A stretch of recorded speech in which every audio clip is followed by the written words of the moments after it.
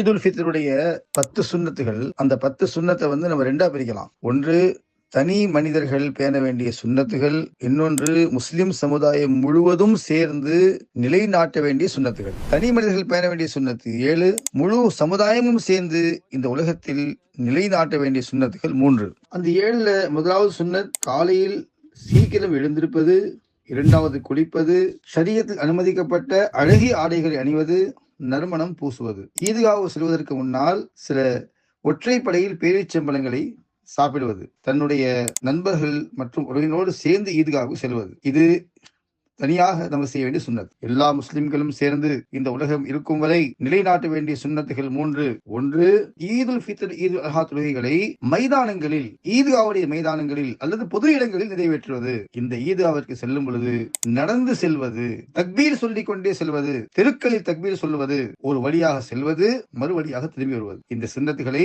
நாம் நிலைநிறுத்த வேண்டும். இவைகளை நாம் நிலைநிறுத்தும் காலமெல்லாம் நாம் அல்லாஹுடைய கோபத்தை விட்டு தப்பிப்பதற்கும் அல்லாஹுடைய ரஹமத்தை பெறுவதற்கும் காரணமாக இருக்கும். தெருக்களில் தக்பீர் சொல்லுங்கள், உறக்க சொல்லுங்கள் நான் முஸ்லிம் என்று.